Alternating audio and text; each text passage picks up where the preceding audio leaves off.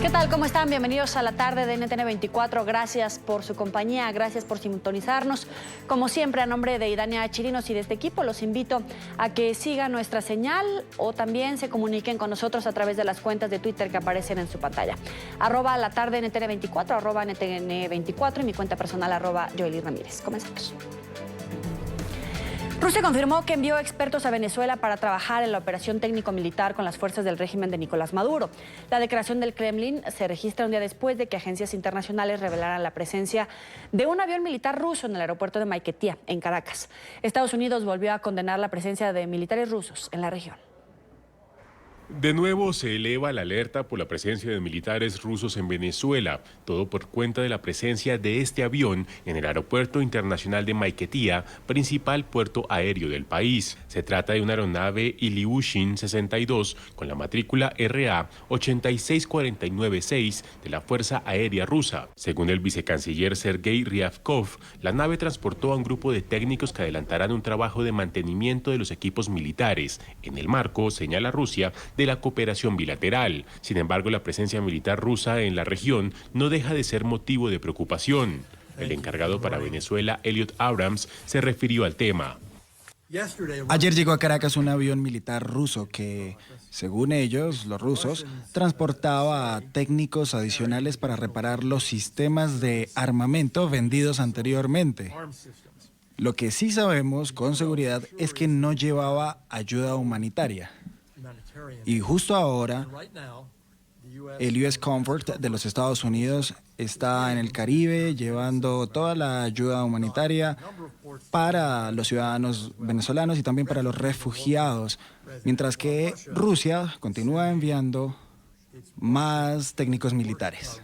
Un nuevo capítulo en el pulso entre ambas potencias. En marzo, el aterrizaje de un avión de similares características desató un duro cruce de declaraciones entre Washington y Moscú. En ese entonces, el Kremlin también indicó que las aeronaves transportaron a especialistas rusos para prestar asistencia a militares venezolanos en el manejo de aviones. Y como una nueva violación a la soberanía nacional, calificó el presidente interino de Venezuela, Juan Guaidó, el aterrizaje del avión ruso. Nuestro periodista Luis Laya tiene toda la información. Muy buenas tardes. Adelante. Hola, buenas tardes. En Venezuela, el Parlamento Nacional ha rechazado no solamente la presencia de militares rusos tras el aterrizaje de este lunes de un nuevo avión con especialistas para la verificación de armamentos, sino también la persecución de funcionarios militares por parte de cuerpos de inteligencia. Al menos 6 fueron desaparecidos en los últimos 4 días. Es la segunda vez en lo que va del año que un avión militar ruso no autorizado por el Parlamento aterriza en suelo venezolano y vemos en contraste con lo que ha sido la ayuda humanitaria buscada por nosotros para el pueblo de Venezuela, para atender las necesidades, incluso el buque que habría partido de los Estados Unidos para atender a los migrantes venezolanos. Otros diputados aseguran que esto es una afrenta militar al haber ingresado a Venezuela sin la aprobación de la Asamblea Nacional. Agresión también implica cuando se introducen a su territorio, en este caso a nuestro territorio nacional, elementos militares de potencias extranjeras sin la autorización de la Asamblea Nacional. Otro tema debatido en la ADN fue la persecución contra militares venezolanos por causas políticas. Sus familiares exigen no solo conocer su paradero, sino saber de qué se les acusa.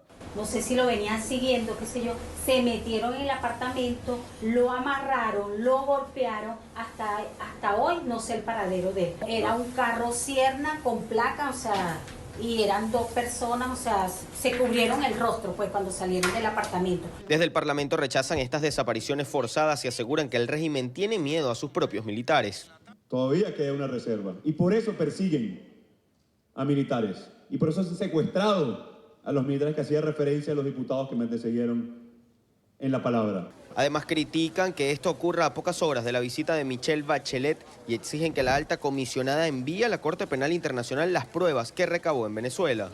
Es oportuno que en este marco de persecución y de desapariciones forzadas, que son no solamente condenables, sino muestra clara, repito, de las razones que trajeron a la señora Bachelet a Venezuela, se remita por parte de la Oficina de la Alta Comisionada de Derechos Humanos este informe.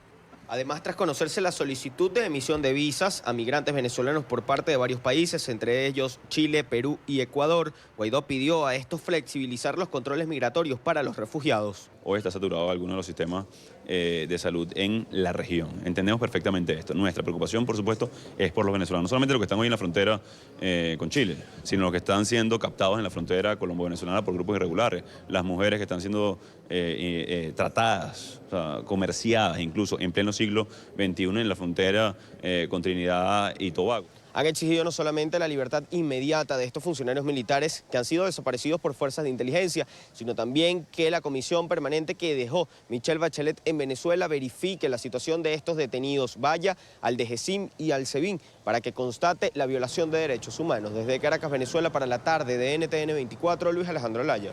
Gracias, Luis. Vamos a comenzar el análisis con Guillermo Cueto, exfuncionario de Seguridad Nacional de Estados Unidos. Gracias por estar con nosotros. Bienvenido. Buenas tardes, Luis. Buenas tardes. No es la primera vez que aterriza un avión ruso en territorio venezolano. ¿Qué significado tiene que lo haga en este momento y en esta ocasión? El significado es presencia geopolítica. Es una repetición de lo que hicieron ellos en marzo, que fue exactamente el mismo avión, y es una afirmación de Putin de que ellos van a estar presentes en Venezuela en el presente y en el futuro. Al mismo tiempo, es una confirmación de lo que están haciendo ellos en el hemisferio, porque ayer precisamente llegó una flota de navíos rusos, de guerra rusos, a La Habana, que tienen misiles de un alcance de 485 millas. O sea, es una fragata armada con misiles que puede llegar muy lejos. Y está hecho en coordinación con la llegada de los aviones a Venezuela y con unas declaraciones muy importantes del viceministro de Relaciones Exteriores de Rusia diciendo que que Rusia y Putin están dispuestos a ir a una crisis de octubre como la de 1962 si los Estados Unidos mantienen su postura en contra de Rusia en Europa del Este. Ese es el marco geopolítico que estamos viendo en este momento. Y entonces, ¿hasta dónde se puede crecer la tensión entre Estados Unidos y Venezuela? Y incluso Cuba, como mencionaba usted. Sí, claro. La tensión puede ser de largo alcance en realidad, porque los Estados Unidos no ha hecho ni pienso que vaya a hacer nada desde el punto de vista bélico. Rusia no va a hacer más nada que mantener y aumentar la presencia en Venezuela, primero porque tiene intereses en Venezuela tanto económico por la deuda tan cuantiosa que tienen ellos con el gobierno venezolano por el petróleo y por las armas, ¿no? Los armamentos, y también por el deseo que ellos tienen de mantener presencia geopolítica y aparecer no solamente al mundo, sino a los mismos rusos internamente como una potencia mundial y una potencia que tiene presencia y respeto en el mundo entero. Muy importante. La parte interna de Rusia también es muy importante. Ahora, Rick Scott dice que Rusia debe prestar atención a sus advertencias. ¿Qué debe de proceder a partir de este momento? Tanto de esta postura de Estados Unidos, que es muy franca y amenazante, como la reacción de Rusia, que lejos de dar un paso atrás, por el contrario, continúa avanzando, mandando personal en estos aviones. Bueno, la realidad es que la presencia rusa en Venezuela empezó con Chávez, con la venta de aviones muy modernos rusos, Sukhoi, los Sukhoi 30, que Rusia le vendió 24 Sukhoi, pero además de eso le vendió una serie de misiles muy poderosos, los S-300, MB, etcétera, rifles Kalashnikov, etcétera. O sea, la presencia rusa en Venezuela empezó hace mucho tiempo y va a seguir. Lo que ellos están haciendo es apoyando al régimen de Maduro con inteligencia, con medios cibernéticos para contrarrestar la oposición y con refuerzos de todos los equipos militares que ellos tienen. Repito, los aviones, tienen aviones de guerra, helicópteros muy modernos y los otros medios que me refería, inclusive los medios cibernéticos. Un ejército cibernético asimétrico de Rusia que hay en Venezuela. Ahora, ¿cuál es el respaldo real en términos económicos, en términos militares, incluso hasta morales, de Rusia a Maduro y por aparte a Venezuela? Los términos son muy amplios, porque el interés que ellos tienen es sumamente ambicioso y muy importante estratégicamente, porque no solamente es la presencia de ellos para influenciar la opinión mundial en contra a su oposición o a su siempre la contradicción a los Estados Unidos, pero también Rusia está compitiendo con los chinos para estar presente en el hemisferio y por lo tanto hay parte de competencia en contra de los chinos en todas estas cuestiones que se están haciendo de presencia de Venezuela. Venezuela viene siendo como un peón muy importante para los rusos para llegar al juego mundial de ajedrez que ellos están ejecutando en contra de los Estados Unidos y en contra de China inclusive. Por último, hay también tensión en la frontera entre Colombia y Venezuela. ¿Cuáles son las claves? ¿Dónde debe de poner atención la gente en las próximas horas en medio de esta crisis en la región? Yo creo que aparte de poner atención y reforzar todos los medios políticos y regionales y mundiales a través de la coalición que hay en contra de la dictadura de Maduro, yo creo que en realidad se ha hecho bastante poco desde el punto de vista de presencia en el hemisferio o en las aguas territoriales, etcétera, de efectivos militares no quiero decir solamente de los Estados Unidos, sino también de la Organización de los Países Componentes de la OEA, del Grupo de Lima y de la coalición de 50 países que respalda al presidente interino Guaidó y que está en contra de la dictadura de Maduro.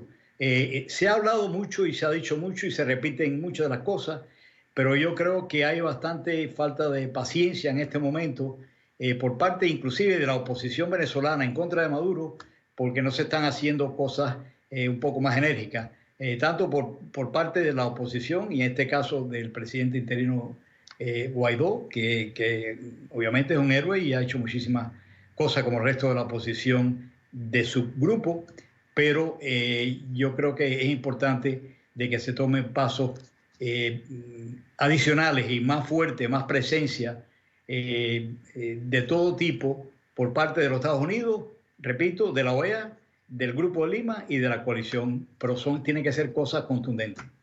Es Guillermo Cueto, exfuncionario de Seguridad de Estados Unidos. Gracias por estar con nosotros. Mucho gusto, Yoli, mucho gusto. 5:18 en la costa este de los Estados Unidos. Vamos a revisar otros temas que hacen parte de la agenda informativa del día. Es noticia un incidente reportado en la triple frontera entre Colombia, Brasil y Venezuela que habría sido provocado por la Guardia Nacional Bolivariana. Según relataron los tripulantes de una embarcación que venía desde Brasil, 4 integrantes de la Guardia amenazaron con armas a los pasajeros y dispararon al aire en territorio colombiano. El hecho fue reportado ante la Cancillería de este país. El gobierno del presidente Iván Duque reiteró que no caerá en provocaciones por parte del régimen madurista. En el video publicado por el gobernador de Guainía en sus redes sociales, se escuchan gritos e insultos en medio de imágenes confusas. Segundos después se ve una embarcación, sobre ella van 4 hombres con fusil en mano. La Armada de Colombia emitió un comunicado en el que explica la situación, según denuncias de las personas que grabaron el video. 4 integrantes de la Guardia Nacional Bolivariana, portando armas de fuego a bordo de un bote, los intimidaron con disparos al aire, obligándolos a detenerse. Posteriormente, luego de que la tripulación colombiana no se dejara amedrentar e hicieran respetar el territorio nacional, los miembros de la Guardia Nacional Bolivariana retornaron a territorio venezolano. El comunicado también hace referencia a que luego de que se conocieran los hechos, la Armada elevó un informe sobre el incidente fronterizo dirigido a la Cancillería. Y seguimos hablando de Colombia porque es noticia la llegada a Bogotá, deportado de los Estados Unidos, de David Murcia Guzmán, cerebro de la pirámide DMG, la estafa masiva que hace casi 10 años dejó cerca de 1 millón de afectados en el país. Murcia pagó una condena de 9 años en Estados Unidos por lavado de activos. Hace varias semanas recuperó la libertad y aunque realizaba gestiones para pedir asilo, esta mañana fue embarcado a última hora en un avión en condición de deportado. En la justicia colombiana deberá enfrentar una condena a 22 años de cárcel. Es noticia el decreto de duelo emitido por el gobierno en Perú tras la muerte del ministro de Defensa José Huerta Torres. El político de 71 años realizaba un viaje de trabajo en la región de Amazonas, en el norte del país, cuando sufrió una descompensación y fue trasladado a un hospital de la zona. Finalmente falleció tras un ataque cardíaco. Sus restos fueron trasladados a Lima para ser velados. Huerta Torres era ministro de Defensa desde abril de 2018. El presidente Martín Vizcarra y diversas figuras políticas del país ofrecieron sus condolencias. Él estaba cumpliendo su labor de ministro, cumpliendo su labor de integrante de un gabinete que quiere trabajar por todos los peruanos. Y ahí lo sorprendió un ataque al corazón que lo dejó sin vida. Trabajando, dando todo de sí, como lo hizo cuando fue miembro del Ejército del Perú. Es noticia Honduras, donde al menos 4 personas resultaron heridas de bala después de que la policía militar disparó contra estudiantes que realizaban una protesta en su universidad. Los jóvenes exigían la renuncia del presidente Juan Orlando Hernández cuando unos 40 oficiales ingresaron sin autorización al campus y dispararon contra ellos con fusiles, según denunciaron autoridades de la Universidad Nacional Autónoma de Honduras. Alrededor de 2.000 estudiantes habían bloqueado el bulevar Suyapa frente al centro de estudios. En diálogo con NTN 24, Ligia Ramos, fiscal de la Junta Directiva del Colegio Médico de Honduras, afirmó que no buscarán el diálogo con el presidente porque no creen en él ante la presencia de los militares y la represión que hay en las calles. Nosotros no consideramos apertura al diálogo cuando está habiendo represión en las manifestaciones en las calles. Están matando a las personas que se están manifestando de forma pacífica. Hay represión laboral. Tenemos militarizado todo el país, lo tiene él militarizado. El gobierno de México presentó un plan para identificar miles de restos humanos. Entre gritos y reclamos de familiares de desaparecidos, el presidente Andrés Manuel López Obrador pidió confianza para avanzar en las pesquisas. El mandatario prevé una inversión de $21 millones que serán destinados a bases forenses. Expertos se establecerán en todo el territorio para identificar los restos mortales. La noticia se conoce en medio del drama por las desapariciones forzadas y la creciente ola de violencia en los últimos meses. No nos confundan, no somos iguales, no somos corruptos, no permitimos la impunidad, no somos encubridores. Nosotros queremos que se haga realidad la justicia. Es noticia España, donde la policía detuvo a un supuesto pederasta que habría abusado de por lo menos 3 menores de edad, a quienes los llevó con engaños hasta su domicilio para jugar. El sujeto luego los amenazaba para que no contaran lo que había sucedido, asegurando que era agente secreto y que tomaría acciones en contra de sus padres. Este es un informe de Marcelo Moncayo, desde Madrid. Hola, ¿qué tal? Saludos para ustedes en la tarde. Así es, amigos televidentes, la Policía Nacional Española detuvo aquí, en la capital, a un supuesto pederasta que se hacía pasar como agente secreto para engañar y abusar de sus víctimas.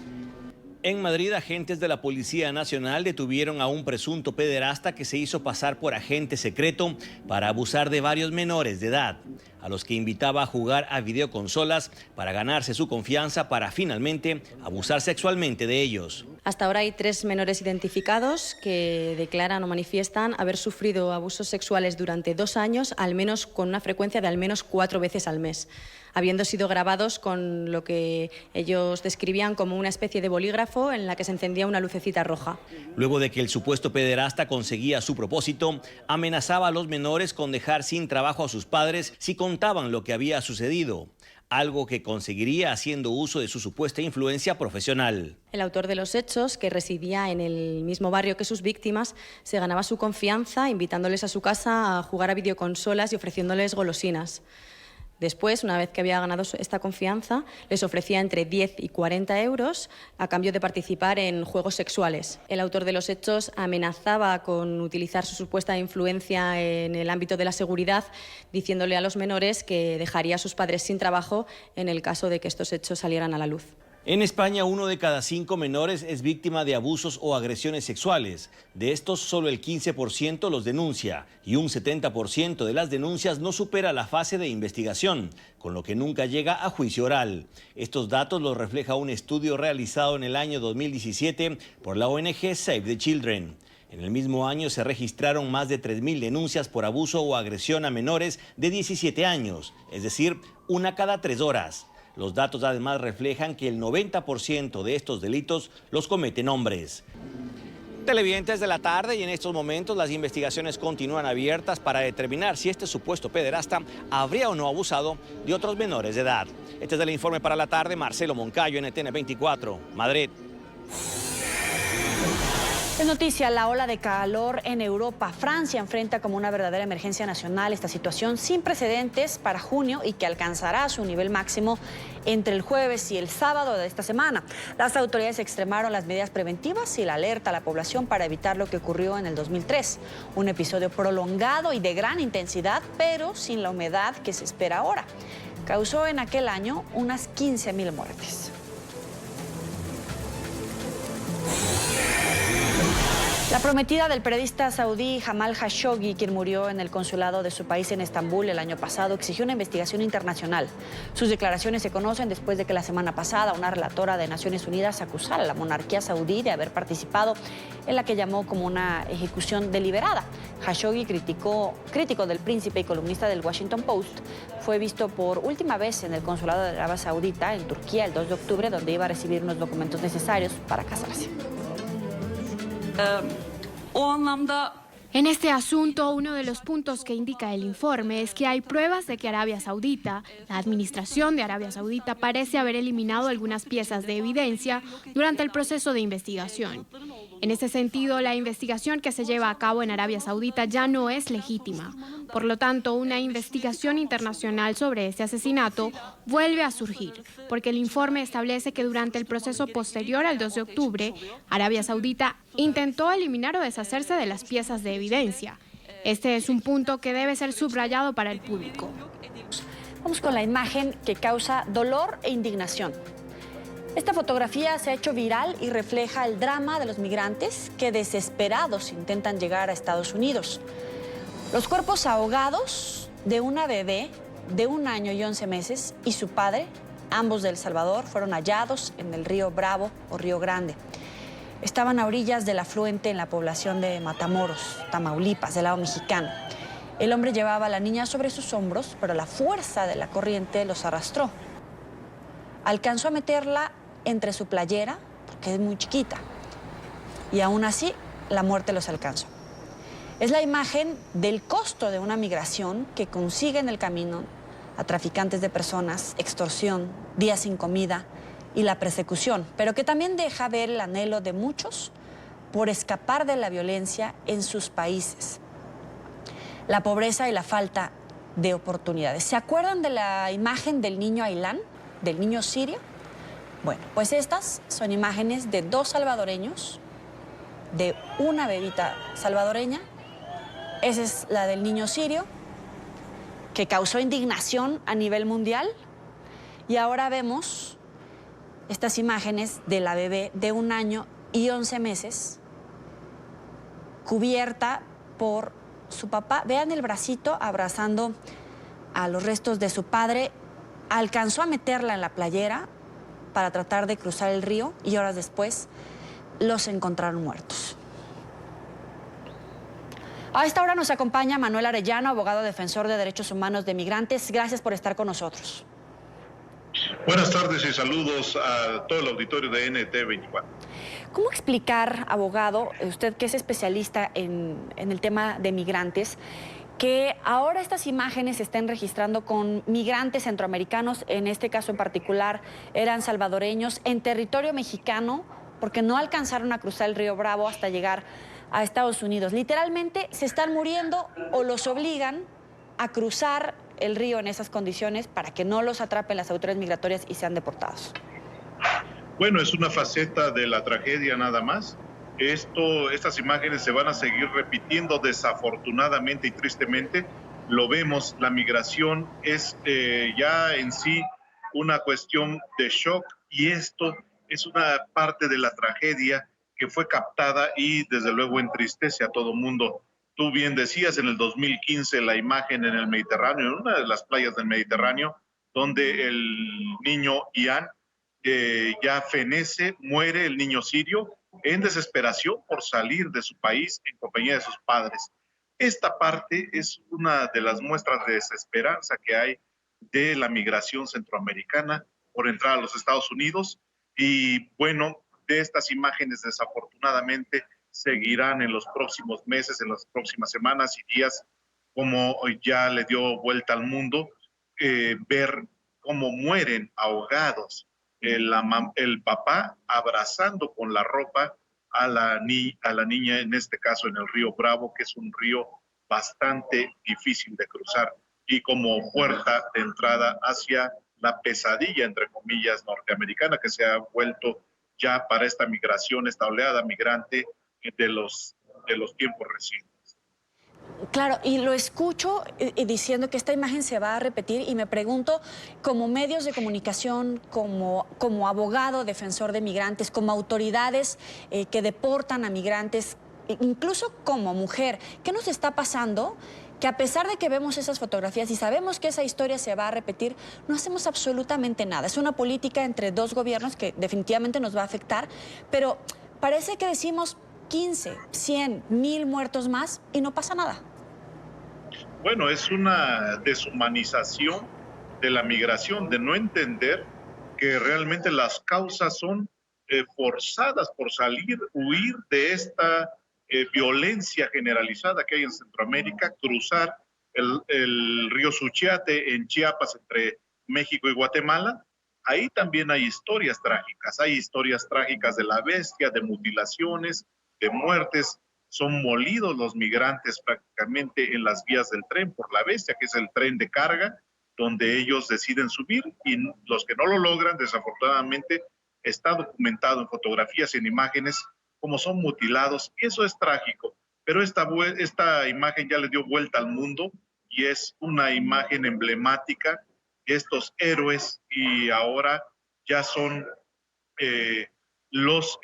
desafortunadamente los casos emblemáticos de esta migración que se ha ensañado ahora con 6,000 guardias nacionales mexicanos en la frontera sur con Guatemala, 3,000 guardias del otro lado en Guatemala, de estas fuerzas estadounidenses, y aunado a eso el ejército estadounidense, el servicio de inteligencia, el despliegue que hicieron de la Guardia Nacional estadounidense en el norte de México.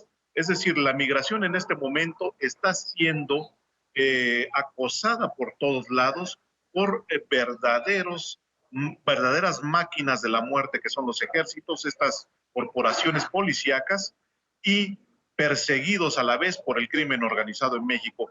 Los migrantes están definitivamente desprotegidos por todos lados.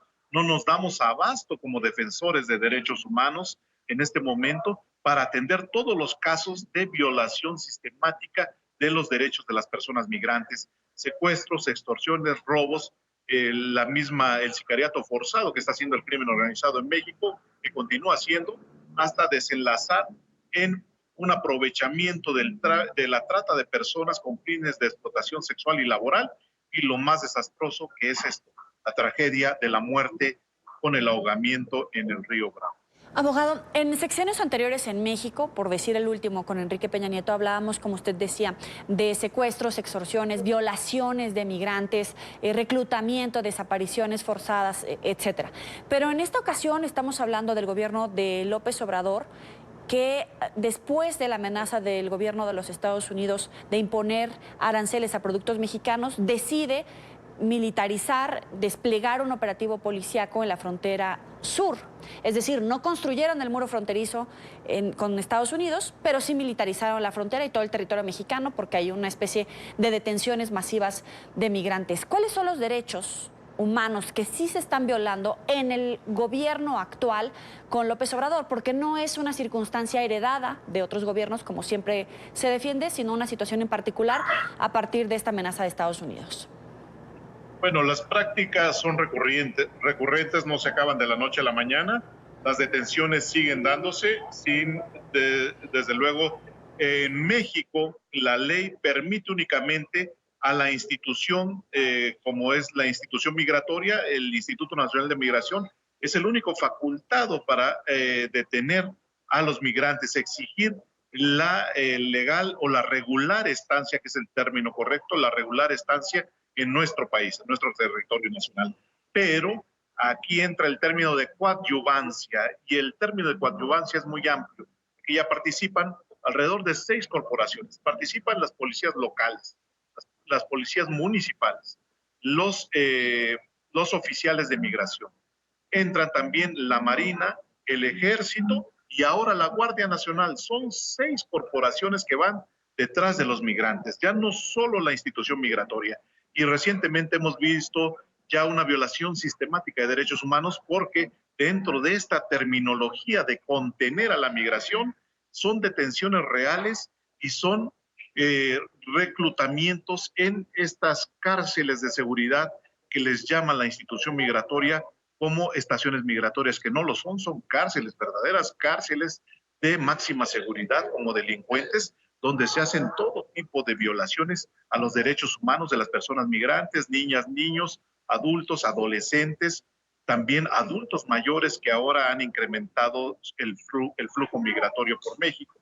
Estas siguen siendo la cadena delictiva que van sorteando los migrantes al cruce por México. No se ha acabado y no se va a acabar de la noche a la mañana. La Guardia Nacional no está capacitada en derechos humanos, las corporaciones policíacas tampoco. Efectivamente, sí existen dentro de la institución migratoria estos OPIs, los operadores, los oficiales de protección a la infancia, que pues tal vez conozcan de derechos humanos, pero no se dan abasto para atender a toda la migración que está en flujo en este momento. Y repito, estas imágenes se van a dar constantemente en los próximos días, en las próximas semanas. Muertes dentro del desierto, que ahora está la temporada de calor, de estiaje en México, con temperaturas de más de 40 grados, deshidratación, muerte en el desierto, en toda la travesía por el territorio nacional mexicano, y ahora vemos que también los ríos cobran víctimas. Vimos recientemente un caimán flotando, navegando ahí en el río Bravo, que pues también el caimán hace su parte acechando a los migrantes en la frontera norte con los Estados Unidos. En el territorio mexicano, pero también del gobierno de Estados Unidos hay demasiadas denuncias del hacinamiento que registran los centros de detención, principalmente con niños. Ya no se dan abasto, los mantienen ahí encimados, sin la atención psicológica, sin el alimento, sin las garantías a su salud. ¿Qué pasa con los gobiernos tanto de Estados Unidos como de México, pero también de los países de donde están saliendo estos migrantes, por hablar de Centroamérica, de Cuba, de Haití? ¿Qué hacer? ¿Cómo proteger a los menores que están arrastrados con sus familias porque tienen que escapar en busca de seguridad, de comida, de un mejor futuro? Pero ¿cómo proteger la seguridad, la vida de los niños, que es una situación totalmente aparte? Aquí tienen que tomar en cuenta las Naciones Unidas de proteger a la infancia. La UNICEF debe de tomar cuenta ya sobre el asunto. Estamos hablando de una emergencia humanitaria. No es un caso fortuito de un flujo migratorio y ya se va a terminar. Repito, la migración no se va a acabar. La migración hay que adaptarla, hay que atenderla. Y no se están atendiendo las causas de origen de la migración en Centroamérica, y tampoco se está haciendo lo correcto en atención humanitaria de la migración. En los Estados Unidos vemos estos centros de confinamiento de migrantes. Vemos que niños están enjaulados prácticamente en condiciones infrahumanas, y eso es una perversidad enorme con este afán de construir un muro que ya no va a ser un muro de cemento como van las cosas, o de acero, ya va a ser un muro de muerte, que es el que está construyendo Estados Unidos, y de paso está llevando entre las patas a México. Es Manuel Arellano, abogado defensor de derechos humanos de migrantes. Gracias por estar con nosotros. Estoy para servirles. Buenas tardes. Buenas tardes. Y el vicepresidente de Estados Unidos, Mike Pence, lanzó hoy en Miami la iniciativa Latinos for Trump, una campaña para incentivar el voto hispano en las elecciones presidenciales del 2020. El evento se da antes de que la ciudad sea sede del debate demócrata. La noticia la tiene Paola Serna. Muy buenas tardes. Hola, ¿qué tal? Muy buenas tardes. Pues en este auditorio del Centro de Convenciones de Miami, ubicado muy cerca del aeropuerto, llegó el vicepresidente Mike Pence para participar de esta iniciativa realizada por la coalición de varias organizaciones hispanas aquí en el sur de la Florida, denominada Latinos por Trump. Básicamente este auditorio estaba conformado principalmente por cubanoamericanos, también venezolanos, vimos representantes de la comunidad colombiana y nicaragüense. Fue un discurso, el del vicepresidente Mike Pence, enfocado en los logros económicos que ha obtenido la administración de Donald Trump, básicamente enfocándolos en los hispanos y cómo se han beneficiado estos 4 años con las tasas de desempleo más bajas en casi 50 años y también con el tema de los salarios. De acuerdo a lo que dijo el vicepresidente, los hispanos han recibido los salarios más altos de la historia. Hizo énfasis el vicepresidente también en la importancia histórica que han tenido los hispanos para los Estados Unidos y muchos de ellos han dado la vida defendiendo al país. Vamos a escuchar un poco de lo que dijo el vicepresidente el día de hoy aquí en la ciudad de Miami. Hemos forjado nuevos, recíprocos y libres acuerdos comerciales. El presidente Trump firmó la más larga reforma de impuestos de Estados Unidos. Eso es lo que llamamos promesas hechas y promesas cumplidas. Y no tengo que decirle a todos ustedes, líderes de negocios aquí que están con nosotros hoy, sobre los resultados que han sido remarcables. Desde la elección en 2016, los negocios pequeños y grandes han creado 5.8 millones de empleos nuevos. El sueño americano está creciendo para cada estadounidense. Bajo esta administración, la tasa de desempleo es la más baja en los últimos 50 años. Para las mujeres es la más baja en los últimos 66 años. Y bajo el liderazgo del presidente Donald Trump, en 2 años y medio hemos tenido la tasa de desempleo más baja nunca antes para hispanoestadounidenses. El vicepresidente Mike Pence reiteró su apoyo a Juan Guaidó y a la búsqueda de la democracia en Venezuela y también en Cuba.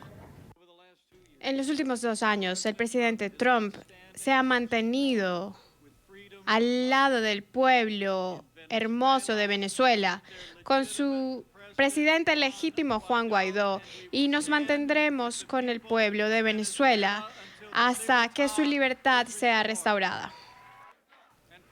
Y el presidente Trump también mantuvo su promesa cuando revirtió las políticas fallidas de la última administración hacia la dictadura en Cuba.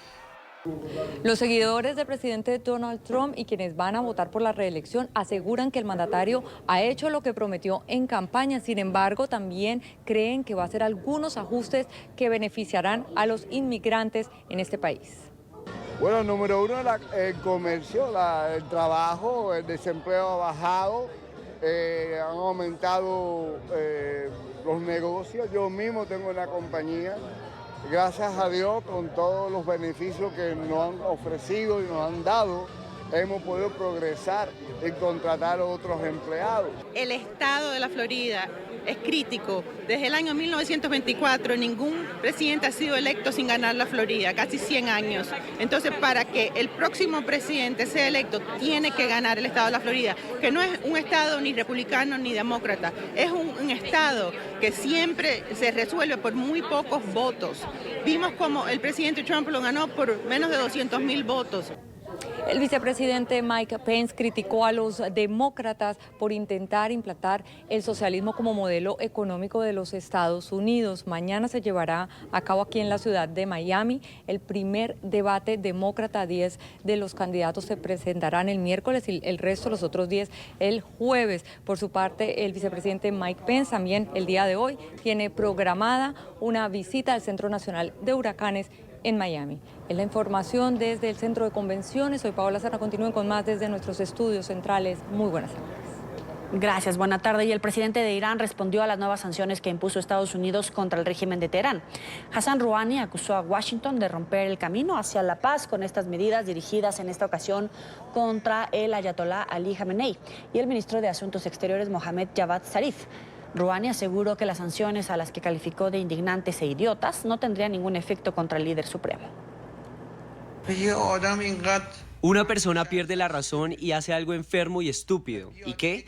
Pone sanciones al líder de un país. ¿Para qué? Estados Unidos es gracioso, no le permitimos entrar a nuestro país y dicen que pueden venir al nuestro. ¿Por qué las sanciones? Dicen que impondrán sanciones a la propiedad de nuestro líder.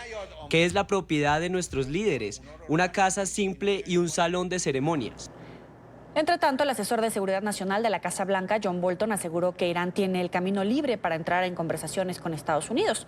Agregó que el presidente Donald Trump busca que la República Islámica demuestre a través de un eventual diálogo que no está buscando construir armas nucleares. El mandatario firmó ayer el nuevo paquete de sanciones que llega en medio de la tensión por el derribo de un dron estadounidense la semana pasada. Washington se retiró en mayo del año pasado del acuerdo internacional de 2015 que limita el programa nuclear iraní. El presidente ha mantenido la puerta abierta a negociaciones reales para eliminar de manera completa y verificable el programa de armas nucleares de Irán, sus sistemas de misiles balísticos, su apoyo al terrorismo internacional y otras conductas malignas en todo el mundo. Todo lo que Irán debe hacer es abrirse paso por ese camino abierto. El gobierno de los Estados Unidos presentó hoy su nuevo plan para tratar de resolver el conflicto palestino-israelí. La fórmula bautizada Paz para la Prosperidad tiene como primer componente incentivar la inversión de $50.000 millones que beneficiarían a todo Oriente Medio. La estrategia no ha sido bien recibida por los palestinos que han alzado su voz de protesta. Alejandro Rincón tiene toda la información. Muy buena tarde. Hola, feliz tarde de martes para todos. El producto de cerca de 2 años de trabajo del yerno y alto consejero del presidente de los Estados Unidos ha sido presentado hoy al mundo. La administración Trump plantea que para lograr una solución estable y duradera al conflicto palestino-israelí debe haber un componente de inversión de por lo menos $50.000 millones. En los siguientes términos, Jared Kushner, el encargado de la estrategia bautizada Paz para la Prosperidad, explicó el por qué considera que debe haber esta inversión como un paso de gran importancia para lograr establecer la solución de otros asuntos de gran importancia, como por ejemplo el político, sobre el cual ha trabajado la comunidad internacional en varios años e incluso décadas de historia del conflicto palestino-israelí que todavía no se ha resuelto. Esto dijo Jared Kushner desde Manama, capital del Reino de Bahrein, donde fue lanzada esa estrategia. Sin embargo, hoy no se trata sobre el tema político. Vamos a llegar a eso en el momento correcto. El objetivo de este taller es comenzar a pensar en estos retos en una forma diferente. Tratemos de ver este conflicto a través de un lente diferente y trabajar juntos para desarrollar un plan concreto para alcanzarlo. Ya planteada la estrategia, la administración Trump deja una vez más que va en contra de la norma, en contra de la historia de lo que ha sido en este caso el particular el manejo del conflicto palestino-israelí. Y no tomen solo mi palabra como hecho. Justo cuando se hacía ese anuncio de Bahrein, aquí en la sede general de la Organización de Naciones Unidas tenía lugar una conferencia internacional de donantes que buscan resolver o aliviar la crisis humanitaria que afecta al pueblo palestino. Y allí llegó un mensaje directo del jefe de Naciones Unidas, el secretario general Antonio Guterres, quien hizo el siguiente llamado de atención sobre los esfuerzos para lograr liquidar el conflicto palestino-israelí. Es trágico que la solución política no se haya alcanzado para satisfacer las necesidades de ambos, los palestinos e israelíes. Yo reitero la importancia de continuar en los esfuerzos de paz para apoyar al pueblo israelí palestino y llegar a la paz y seguridad. Ese llamado de la Organización de Naciones Unidas y de su jefe en particular no puede ser más claro. El asunto político, como lo ha sido durante los últimos años de historia, debe ser esencial o un eje clave para avanzar en una futura solución del conflicto palestino-israelí. Un concepto que, de hecho, es el que hace eco en la propia comunidad palestina, que ha recibido con malestar la estrategia planteada hoy por la administración Trump. Un malestar que se ha traducido en malestar social, en protestas protestas. Por una parte, en Cisjordania, en Belén, ha habido choques en las últimas horas entre el pueblo palestino y las fuerzas de seguridad israelíes. También en la ciudad de Jericó, en donde incluso generó sorpresa la aparición de un cartel en donde se hace una grave condena o crítica al plan de la administración Trump. Allí en ese letrero dice: el plan de paz o el denominado acuerdo del siglo ha nacido muerto. Protestas también incluso han surgido en los enclaves de refugiados de palestinos, tanto en Siria como en el Líbano, que han hecho eco de las protestas en contra de este nuevo plan de la administración Trump. Por ahora entonces queda planteada la estrategia, pero con grandes y profundos cuestionamientos de parte de la comunidad internacional sobre si logrará o no a futuro dar pasos adicionales que resuelvan el conflicto palestino-israelí. La hiperinflación acabó con el valor del bolívar. Los sueldos y los salarios son los más bajos de la región. Los jubilados y pensionados son los más afectados. Este martes se apostaron frente al Banco Central de Venezuela. Desde allí mostraron cómo se ha destruido la moneda en el país con las reservas petroleras más grandes del mundo. Este es un informe de Oliver Fernández desde Caracas. Ni con este fajo de billetes usted puede comprar $1. Frente al Banco Central de Venezuela, vecinos del centro de Caracas, jubilados y pensionados, ilustraron el valor del bolívar frente al dólar. Aquí el dinero que ganan los venezolanos por su sueldo no vale nada. Al nivel de que usted puede ver toda esta paca de dinero, no puedes comprar ni $1. Es decir, aquí la gente está ganando salarios de hambre. En la Segunda Guerra Mundial, la gente tenía que ir con carretillas y carretillas de billetes para comprar un bollo de pan. Eso está ocurriendo en Venezuela. Nos estamos muriendo de hambre. Y hay que decirlo sin miedo, este dinero no vale nada, no vale nada. Por eso el pueblo exige la salida del dictador, porque actualmente nos estamos muriendo de hambre. Es que el salario de los venezolanos fue destruido por la hiperinflación. La comida, medicinas y servicios públicos son impagables. Bueno, comprar medicina. Si compras medicina no puedes comprar comida. Yo tomo pastillas que me valen más del sueldo mínimo. Los que usurpan los cargos tienen que salir del poder y nosotros poder tener la oportunidad de reconquistar nuestra libertad, nuestra democracia y reconquistar nuestros derechos como venezolanos. El señor Jaime Ferrer no pudo ser incluido en el sistema de jubilados y pensionados. Nunca imaginó tener que pedir comida. Hoy se suma a la lista de decenas de venezolanos que comen de lo que consiguen en las puertas de los restaurantes. No, consigo por ahí, me dan y cualquier cosa hago. Bueno, verdad que la situación económica está fuerte.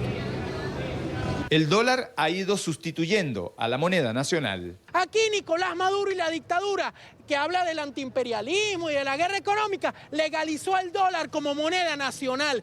Este es el billete con el que yo voy a comprar en el supermercado. Este es el billete cuando yo me quiero comprar una hamburguesa. La gente acepta dólares porque esta moneda sí vale y tú, Nicolás Maduro, y el presidente del Banco Central destruyeron la moneda. Los adultos mayores se han tenido que olvidar de la diversión, de vestir bien. Tampoco pueden viajar. Es que en la Venezuela de hoy, comer es un lujo. Pasando hambre, Ahorita vengo del banco y me dieron 6.000 bolívares de la pensión y son 40. ¿Cómo puede vivir uno así? No puede vivir, nos estamos muriendo de hambre. Los jubilados y pensionados llevan años exigiendo sus reivindicaciones salariales y no les han cumplido. Para ellos es indispensable un cambio en el sistema de gobierno. Ya no confían en la llamada Revolución Bolivariana. Es la información que manejamos desde Caracas. Continúen con más de la tarde de NTN 24. Y esta crisis social se refleja también en el sector salud. Son recurrentes las protestas por la falta de medicamentos, por la desidia en los centros hospitalarios y la afectación de los pacientes que esperan por un tratamiento.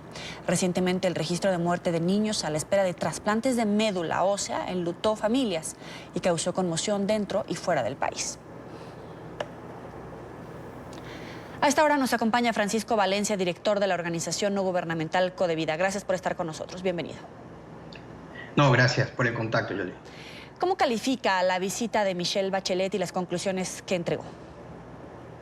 Bueno, es importante primero aclarar que Bachelet fue a Venezuela no por invitación del gobierno venezolano, del Nicolás Maduro, del régimen venezolano. Fue un mandato que, por una votación histórica en el mes de septiembre del año pasado, donde acudimos ONGs a hacer incidencia para que se aprobara esta resolución y se elaborara un nuevo informe sobre la violación de derechos humanos, fue aprobado. y parte del informe, parte era una visita in situ para que constatara la situación de los derechos humanos en Venezuela, y eso hay que aclararlo.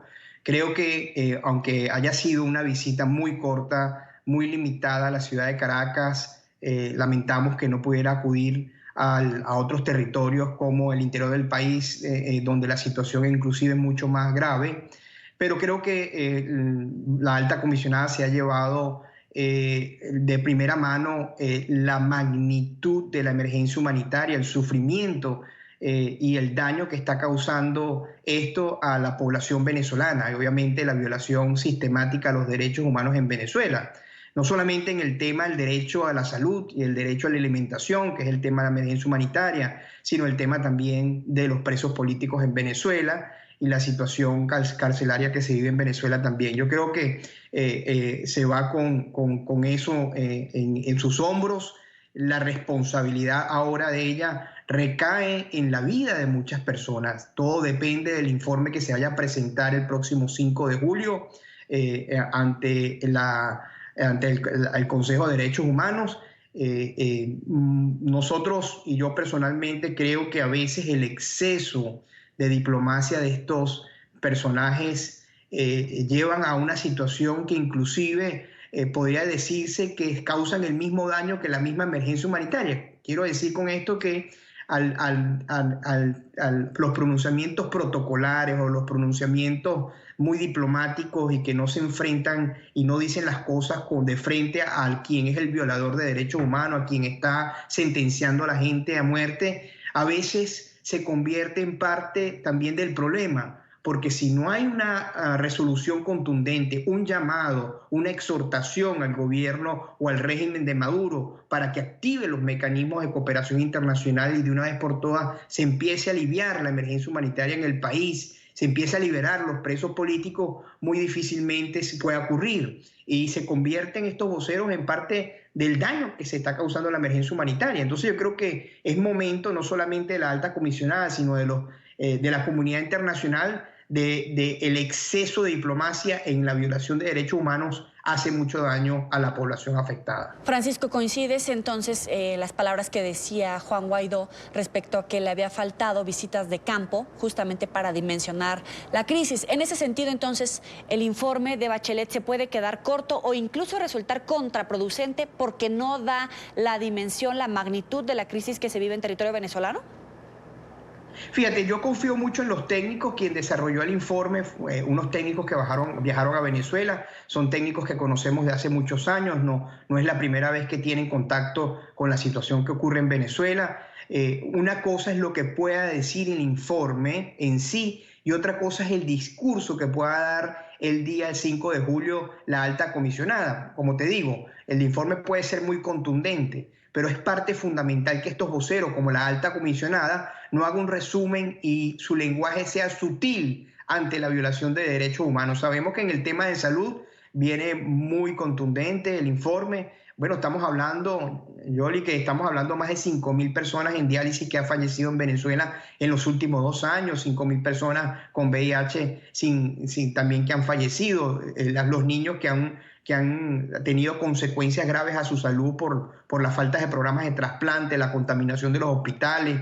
En fin, sería totalmente contradictorio que un informe fuera lo que se vive en Venezuela, lo que sufre la población venezolana. Pero insisto, yo creo que el lenguaje fundamental en el pronunciamiento de la alta comisionada debe ser contundente en su mensaje para que deje un mensaje claro de exhortación a quien está violando los derechos humanos de los venezolanos.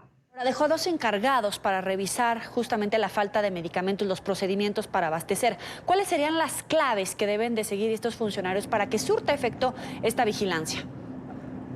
Yo creo que a los funcionarios primero tienen que dejarle libre acceso y circulación por todo el territorio nacional sin ningún tipo de coacción o de evitar que entre un centro de atención médica o sin que sean llevados por autoridades del mismo régimen a lo que ellos pretendan llevarlos y adornar a cualquier institución que quieran visitar. Yo creo que la eficacia y lo que pueda resultar de estas 2 personas que quedan en Caracas es que le permitan el libre acceso a todo, inclusive a los calabozos donde están los presos políticos, entrevistar a quienes están y han sido torturados, que dudo mucho.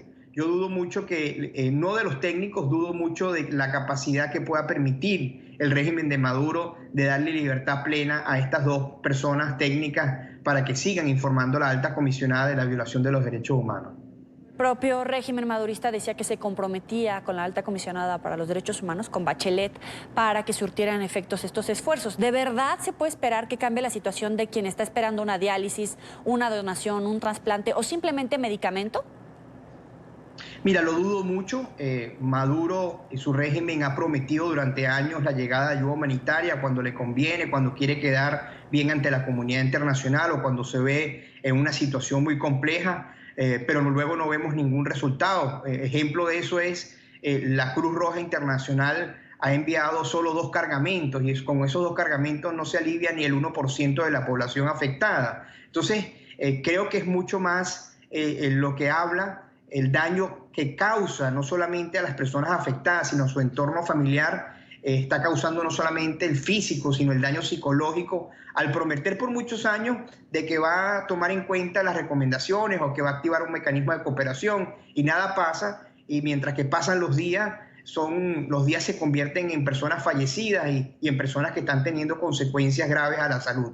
Yo personalmente, si no hay un cambio de régimen en Venezuela, se va este régimen y llega un gobierno que pueda permitir activar mecanismos de cooperación internacional de escalas, de magnitudes grandes, es muy difícilmente que en Venezuela se vaya a resolver el problema de la emergencia humanitaria, y que lo que va a pasar es que las migraciones se van a multiplicar a nuestros países vecinos. Te puedo dar una cifra que se está manejando últimamente que es alarmante, como estamos en Venezuela hay 6 millones de personas con malaria. Ahora imagínate 6 millones de personas y la mitad de esas personas empiecen a migrar a otros países, el desastre que pueda causar y que está causando a nuestros hermanos países. Entonces, por eso es que hay que atender la emergencia humanitaria, por eso es la emergencia de que los países empecemos y empiecen a ver a Venezuela de otros puntos de vista, no solamente con condenar lo que está ocurriendo en Venezuela se va a solventar el problema, es actuar. Y es por eso que mi llamado siempre ha sido a la comunidad internacional: ya basta de actuar, ya basta de condenar,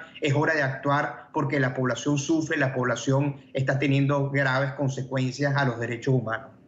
Es Francisco Valencia, director de la organización no gubernamental Codevida. Gracias por estar con nosotros.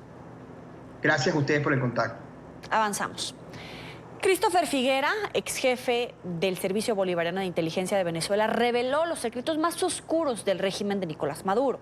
El general, quien permaneció 2 meses en Colombia, llegó este lunes a Estados Unidos, aseguró al diario The Washington Post que el presidente del Tribunal Supremo madurista, Michael Moreno, pidió $100 millones a empresarios venezolanos para asegurar los votos con los que emitiría una sentencia para devolverle la autoridad a la Asamblea Nacional de mayoría opositora.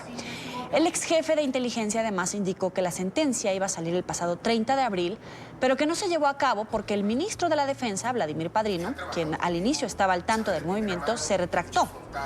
Desde el exilio, el exdirector del SEBIN, organismo conocido como la Policía Política del régimen, advirtió también sobre la presencia en Venezuela de grupos irregulares como la guerrilla colombiana del ELN y la organización terrorista Hezbollah. Alertó además sobre la influencia de Cuba en el Palacio de Miraflores. Dijo que Raúl Castro era un asesor de Nicolás Maduro. Figuera también denunció los negocios ilícitos del oro. Aquí su testimonio. ¿Saben de primera mano? Bueno, él directamente, él es el responsable, él es el jefe de esa empresa criminal, pues. Su familia está involucrada en eso. El ministro de Industria, que es el vicepresidente del área económica, está involucrado en eso. El ministro de Finanzas está involucrado, el presidente del Banco Central está involucrado, pues. Y de eso tengo elementos de convicción que de alguna manera tendré que consignarlos ante organismos internacionales para contribuir pues con la salida de... Yo no tenía la cercanía con Maduro como cuando estaba de subdirector en la DGCIN. y cuando estaba de director en el CESPA, no la tenía como la tuve en estos últimos 6 meses, ¿no? Saludamos en Caracas a Fernando Ochoa Antich, exministro de Defensa de Venezuela. Gracias por estar con nosotros. Bienvenido. No, gracias a ustedes por el interés de hablar conmigo. Primero que nada, ¿qué significa que el general haya dejado detrás, haya dado la espalda ya al madurismo cuando fue el jefe de seguridad de Chávez, pertenecía al círculo cercano de Maduro, haya reconocido al actual presidente interino de Venezuela, Juan Guaidó, y ahora esté en Estados Unidos? Bueno, mire, sin duda es una situación muy delicada, no solo por la cercanía que había demostrado el general Figuera con el chavismo, había sido, como usted señala, muy cercano a Hugo Chávez, y después fue un hombre de confianza de Nicolás Maduro, porque no se puede designar para ese cargo sin tener un profundo conocimiento entre ellos dos de los intereses que tienen en juego. Lo sorprendente es que esa persona de repente decida cambiar de bando de una manera realmente tan radical. Y habría que tratar de determinar cuáles han sido las razones para que eso pudiera ocurrir. Entonces, yo creo y estoy convencido que la presión... Dígame. No, lo escucho, Dígame. lo escucho. ¿Aló? Lo escucho. Que la presión que está recibiendo los miembros de las Fuerzas Armadas, y creo que en particular el propio general Figuera de su propia familia, tiene que haber generado ese rechazo que trajo por consecuencia que decidieran tomar una acción el 30 de abril.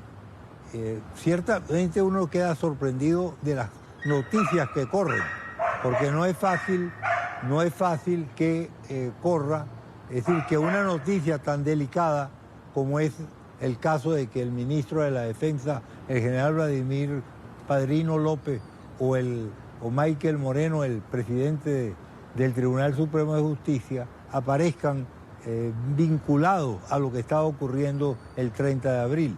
Ahora uno se ha sorprendido de que no haya ocurrido nada. Ciertamente el general Figuera logra irse de una manera realmente sorprendente, porque no cayó detenido. No fue detenido por las fuerzas de seguridad que controlaron la situación. Por lo tanto, hay que buscar una explicación para que él se haya ido.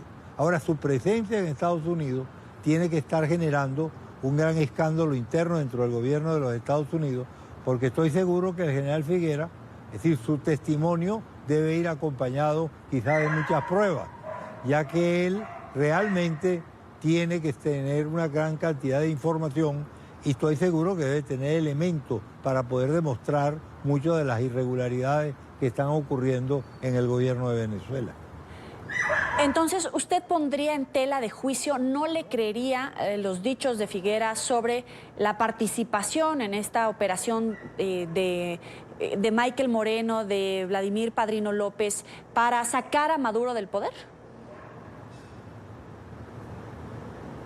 No, yo estoy convencido de que tiene que haber un elevado grado de credibilidad en lo que está diciendo el general Figuera, porque no es fácil hacer esos señalamientos si no se tienen algunos elementos. Ahora, lo curioso es que no haya habido ningún tipo de acción.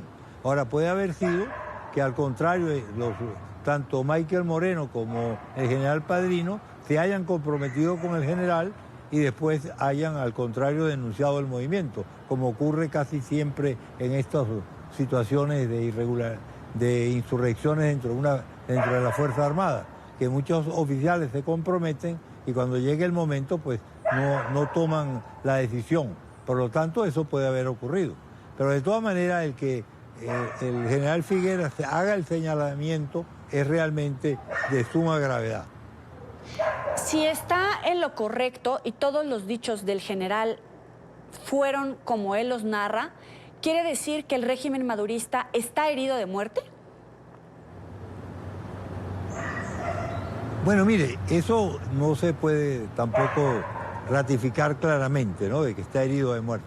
De todas maneras, fíjese, ayer hubo un desfile muy curioso Tradicionalmente, los 24 de junio se hace un gran desfile en Carabobo, en donde ocurrió la batalla de Carabobo, en el campo de Carabobo, y normalmente pues asisten las unidades militares con sus armas y con todo su despliegue, ¿no? Porque es una demostración de fuerza que se da de la capacidad militar que tiene Venezuela. Bueno, ayer ocurrió el desfile. No, ayer no ocurrió el desfile.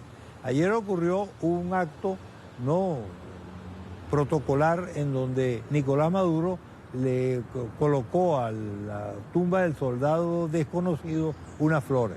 Pero el personal militar que estaba allí estaba desarmado, cosa que a mí me llamó la atención porque eso no es lo normal. Es verdad que hubo una unidad de parada, pero con armamento que no es de guerra, es un armamento sencillamente protocolar para los desfiles, para que usen los cadetes en momentos de desfile. Y los propios tanques eran muy fáciles de desarmar, pero el personal militar con armas individuales no estaba presente. Eso me ha hecho a mí pensar que tiene que haber informaciones de un creciente descontento dentro de las Fuerzas Armadas.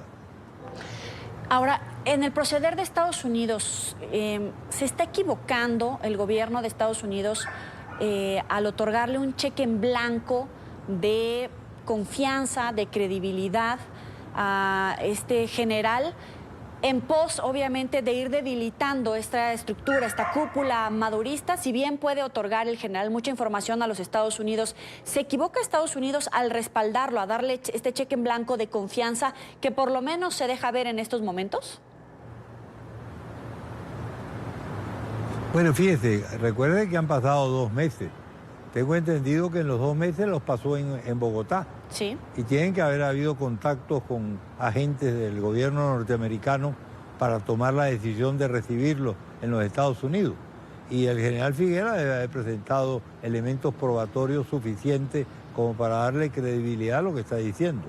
Por lo tanto, yo creo que la presencia del general Figuera en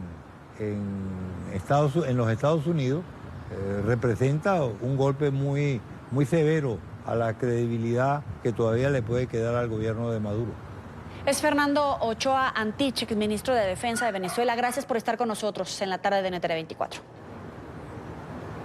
No, siempre a su orden y un saludo cordial. Hasta luego. Y todo listo para la Asamblea General de la Organización de Estados Americanos que se realizará en Medellín del 26 al 28 de junio.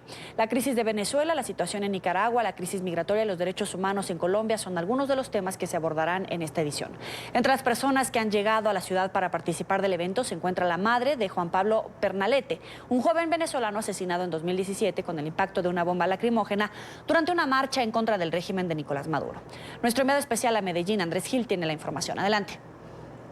Buenas tardes, un cordial saludo para nuestros televidentes de la tarde de NTN 24. Aquí en Medellín, mañana será la instalación oficial de la Asamblea Ordinaria de la Organización de los Estados Americanos, OEA. Instalación que estará a cargo del secretario general Luis Almagro e instalación en la cual participará el canciller de Colombia, Carlos Holmes Trujillo, así como los embajadores y cancilleres de otros países, de otras naciones integrantes de esta Organización de Estados Americanos. Una asamblea que sesionará sin duda en torno al tema de los migrantes venezolanos, ese éxodo de venezolanos que en los últimos meses y años hemos presenciado en países como Colombia, Perú, Ecuador, Chile y que han significado inmensos recursos por parte de esos países para darles atención. En el caso de Colombia, el gobierno del presidente Duque hará un llamado una vez más a la comunidad internacional para que aporte mucho más del dinero necesario para brindarle atención a los migrantes venezolanos. También ha llegado acá la madre de Juan Pablo Pernalete. Pernalete es ese joven venezolano asesinado en el año 2017 en medio de la represión del régimen de Nicolás Maduro.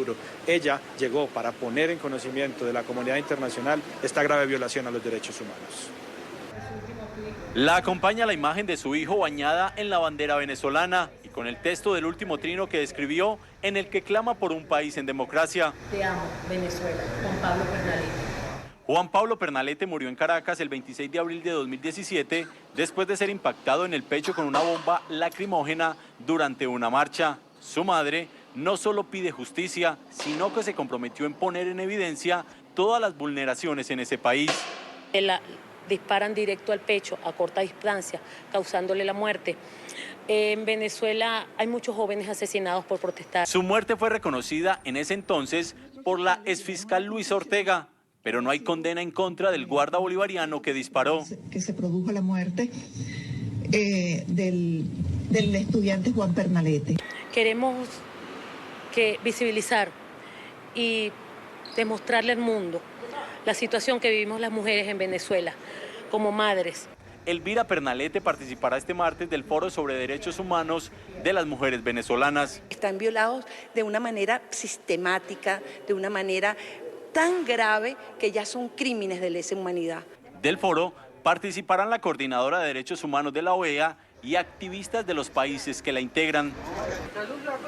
Esta mañana la Asamblea de la Organización de Estados Americanos aquí en Medellín celebró los 15 años de la misión de apoyo al proceso de paz, 15 años de este acompañamiento que ha brindado la Organización de Estados Americanos al Estado colombiano para sacar adelante los procesos de paz. Llegó en el momento en que estaba la negociación con los grupos de autodefensa y ha permanecido durante estos 15 años acompañando a las comunidades y acompañando a las instituciones para sacar adelante los acuerdos de paz que se han logrado en Colombia en los últimos años. Continuamos en esta cobertura de NTN 24 desde la Asamblea de la OEA en Medellín. En próximos informativos y en próximos programas volveremos a hacer contacto con ustedes. Muy buenas tardes. Buenas tardes. En un intento por expandirse más allá de las redes sociales y entrar en el comercio por Internet y las transacciones globales, Facebook lanzó Libra, una criptomoneda basada en blockchain que le permitirá a los usuarios realizar pagos a través de las plataformas digitales como Messenger y WhatsApp. La moneda trabajará bajo una billetera digital llamada Calibra, respaldada por más de 100 compañías financieras, entre ellas Mastercard, Visa y PayPal. La iniciativa busca que más de 1.000 millones de personas de todo el mundo que no acceden a bancos puedan contar con servicios comerciales y financieros en línea. A esta hora hacemos contacto con Philip Bolán, coordinador de Token Partner. Gracias por estar con nosotros. Bienvenido. Hola, Joely. Muchas gracias por la invitación. ¿Por qué apostarle a las criptomonedas? ¿Cuál es el objetivo de Facebook en este sector? Bueno, desde hace unos años estamos trabajando el tema de criptoactivos y criptomonedas, dado que es la nueva revolución actualmente, es decir, que es el Internet de las transacciones. Nos permite mandar un dinero o mandar un activo digital que puede ser un diplomado, un diploma, que puede ser justamente un título mobiliario a otra persona sin pasar por intermediarios a través de la criptografía. Entonces, por eso que en este momento está tomando más y más fuerza el tema de los criptoactivos.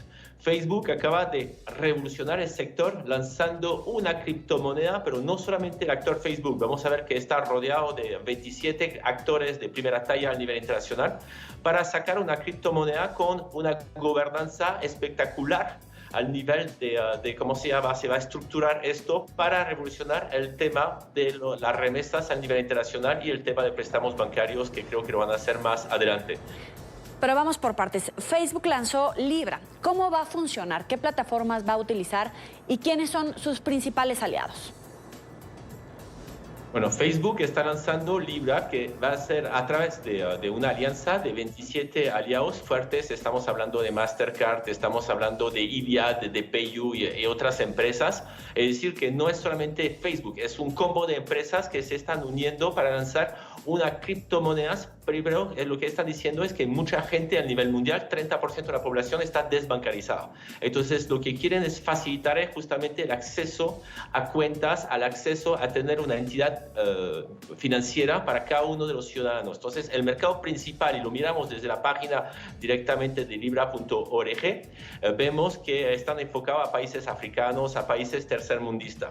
Entonces, lo que quieren ellos es ponerles una moneda de remesa que facilite justamente el transfer de dinero entre países, dado que en este momento empresas como Western Union están cobrando demasiado según el responsable de la blockchain, porque la tecnología que van a utilizar es una tecnología de blockchain, o sea, una tecnología que va a ser encriptada y que va a ser trazable para la gente. Facebook además lanzó una billetera digital. Se trata de Calibra. ¿Cuál es su objetivo? Bueno, no solamente Calibra. Calibra va a ser la organización, la billetera, la empresa que va a respaldar justamente esta nueva criptomoneda. pero también está sacando Study, que era el ex Facebook Research. Es decir, que en la misma onda, Facebook lo que está haciendo es programas para poder hacer una trazabilidad de lo que está haciendo la gente. Con el tema de Study, lo que va a decidir la gente es si están de acuerdo, bajo justamente un financiamiento, dejar acceso a todos sus datos. Y a través de Libra, es decir, que va a tener acceso a todas sus nuevas cuentas bancarias y a sus transacciones financieras. Entonces, lo que quiere Facebook a través de esto es justamente tener un organismo mayor de chuzadas. Por eso que digo que es un gran lanzamiento que tenemos que hacer hoy, porque es un peligro tenaz. Es decir, que el ministro de Finanzas de Francia esta mañana en radio anunció que justamente tiene miedo que al nivel de la supremacía o al nivel de los bancos centrales pueden desaparecer. Vemos que eso es un peligro tenaz para los países latinoamericanos en particular, porque Libra antes de todo va a fomentar, a fortalecer las grandes monedas como el dólar, el euro, el yen y la libra esterlina. Ahora que hay que definir entre libra y libra esterlina, que ya son dos cosas distintas. Es decir, que para monedas como por ejemplo el peso colombiano o otras, yo creo que estamos anunciando una desaparición a corto o mediano plazo. ¿La criptomoneda de Facebook podría realmente revolucionar las finanzas en el campo digital? Vemos que Facebook ha revolucionado todo el tema de relacionamiento de la gente. Está influenciando hasta en las elecciones. Lo vimos con el tema de Cambridge Analytica, directamente con la venta de datos de Facebook y la utilización justamente de sus redes para hacer pasar mensajes especiales a momentos dados, pero también lo vemos a través de sus filiales. Por ejemplo, WhatsApp, que permitió la elección de Bolsonaro en Brasil. Es decir, que vemos que ellos están cambiando el mundo totalmente.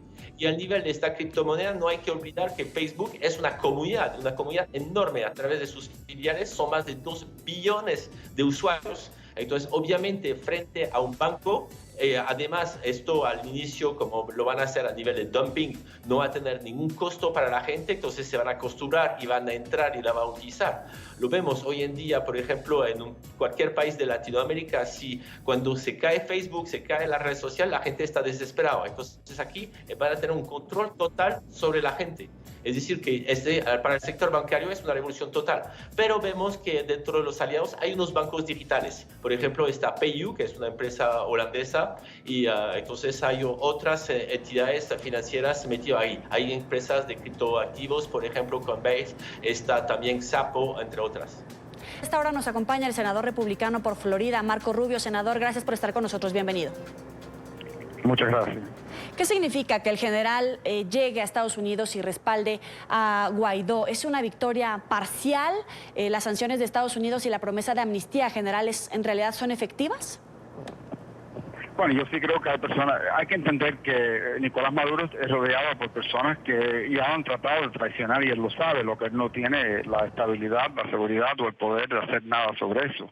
Hay una gran división dentro del régimen de Maduro, incluso el élite corrupto que sabe que Maduro no tiene la capacidad ni la habilidad de ayudar a recuperar a Venezuela, que Venezuela se recupere, pero no han movido en contra de él por miedo de lo que le vaya a pasar a ellos. Pero sin duda, yo ven ahora la imagen de alguien que estaba junto a ellos hace poco tiempo y con el cual se le han cumplido las promesas que se le hicieron. Yo creo que eventualmente, sin duda, en algún momento Maduro va a tener que abandonar el país y el poder. Lo que me preocupa es que lo que lo siga tiene que ser algo hacia un gran proceso de la democracia, no otra dictadura disfrazada de transición. Pero el general Christopher Figueres revela pormenores de la trama tejida con la propia estructura madurista para sacar a Maduro del poder. Hablamos de Padrino López, de Michael Moreno. ¿El régimen, usted considera que está herido de muerte? Sí, yo creo que hay dos cosas. Primero, el régimen no es un gobierno. Es una banda criminal, es una organización criminal. Hay las personas como Maduro y algunos que lo rodean que realmente creen en el sistema cubano y que lo quieren imponer. Un sistema de un partido, no democracia, no sector privado, y convertir a Venezuela en una Cuba.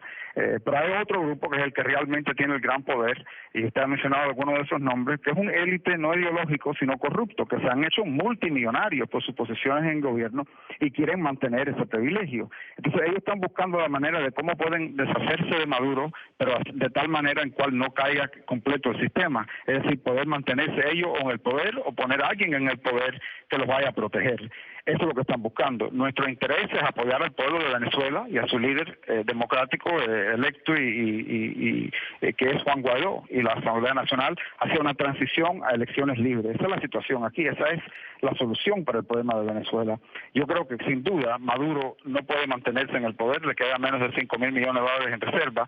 Lo que no tenemos seguridad es que lo que lo vaya a seguir va a ser una democracia. Eso es lo que nos preocupa y lo que tenemos que enfocar.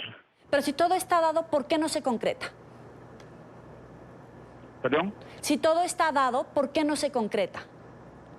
Bueno, yo creo que el problema que existe en este momento es que si usted se pone en la posición, por ejemplo, de Padrino, o de Moreno, o de Diosdado Cabello, estos son individuos que tienen miedo de enfrentar a una justicia internacional o incluso una justicia doméstica. Entonces ellos saben que si Maduro se va y no hay un proceso en cual ellos se queden en el poder o con control, ellos pueden encontrarse delante de un tribunal internacional, delante de un tribunal venezolano en el futuro, enfrentando justicia por los crímenes que han cometido. Entonces están buscando la manera entre ellos de cómo pueden mover en contra de Maduro, que él se vaya, que otra persona tome posición, posiblemente sea un chavista electo en alguna parte del país, que sea una figura, pero que ellos puedan mantener su posición de privilegio. Y también entre ellos una desconfianza. La inteligencia cubana interviene mucho en las comunicaciones dentro de Venezuela y tienen miedo que lo vayan a descubrir. Eso también es un factor aquí. Pero en fin, mira, hay 50 y pico países que apoyan a Juan Guaidó. Sanciones de Estados Unidos en contra de Venezuela que están acabando con lo que es la habilidad de ese régimen de adquirir fondos. Maduro no puede cambiar eso. Y muchos de los que los rodean lo saben. Lo que no han podido todavía hacer es buscar un escape que los proteja a ellos y a su posición de beneficio y privilegio. Conforme esta trama se vaya revelando, el futuro político de Padrino López, de Michael Moreno, incluso el propio Cabello, podría cambiar en Venezuela. ¿Estados Unidos estaría dispuesto a extenderles la mano en esta cooperación para lograr la transición en Venezuela? Yo creo que aquí desde un principio se ha dicho de que el gobierno de Estados Unidos está dispuesto a trabajar con cualquiera que esté en posición de tomar medidas concretas hacia una transición democrática.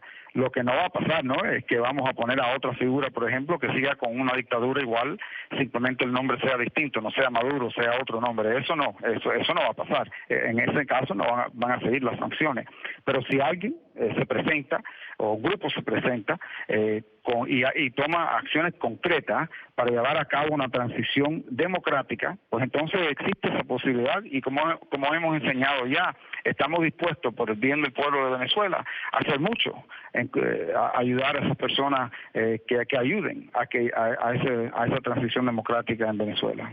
Ahora, el general habla de la operación de Hezbollah y el ELN en territorio venezolano y que el narcotráfico y las guerrillas no se tocaban, por lo menos en lo que él había visto. ¿Podría volver Venezuela a la lista negra de los países que financian el terrorismo por parte de Estados Unidos?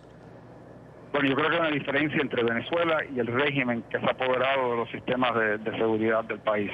Yo he pedido ya, y le pedí a la Casa Blanca hace ya 2 meses, ¿no?, y eso se está estudiando, de designar al régimen de Maduro como un régimen, como una organización terrorista que apoya a ELN, que lleva a cabo acciones terroristas dentro del territorio colombiano, a grupos como Hezbollah, que utilizan el territorio venezolano para recaudar fondos y mandarlos al Medio Oriente, donde se utilizan para matar y atacar a intereses norteamericanos. Yo le he pedido eso al Departamento de Estado y sé que lo están estudiando, y yo creo que se justifica ese tipo de designación sobre el régimen de Maduro como una organización terrorista que apoya y le da albergue al terrorismo.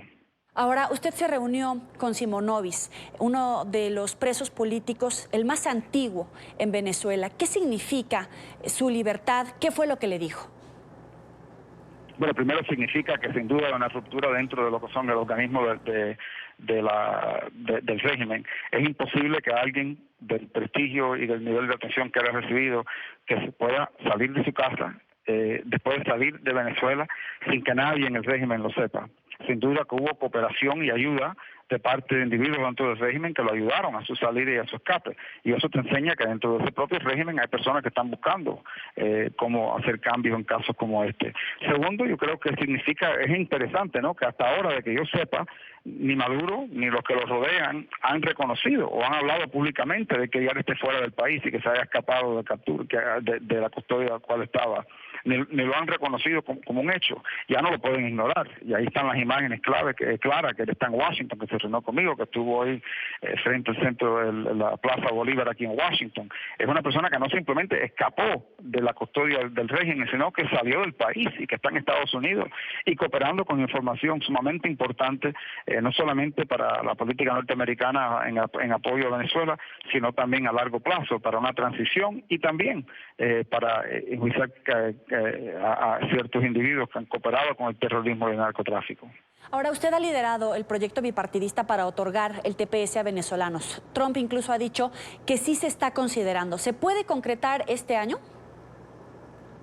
Yo espero que sí, yo creo que es importante por dos razones. Primero, no creo que es justo tratar de deportar a alguien a un país que este gobierno reconoce se encuentra en una situación humanitaria muy grave y donde no hay libertades políticas.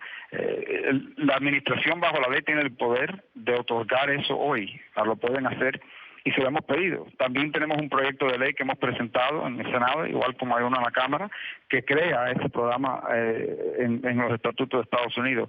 Pero la administración tiene el poder. Yo he visto un cambio en su postura, en el lenguaje que ha utilizado para hablar sobre el tema en las últimas semanas. Y yo espero que si todo sigue adelante, que pudiéramos ver un cambio pronto, porque yo creo que es justo y yo creo que es algo que es muy necesario basado en las condiciones que existen hoy en Venezuela. Senador, para concluir, hoy hay un avión ruso en territorio venezolano y ayer Maduro autorizó a militares venezolanos a responderle al presidente de Colombia, Iván Duque, de la forma que fuera necesaria. ¿Estados Unidos respaldaría militarmente a Colombia si Maduro intenta una acción armada contra Colombia o el presidente Duque? Yo creo que los Estados Unidos tienen un compromiso de seguridad con el gobierno de Colombia, con el pueblo de Colombia.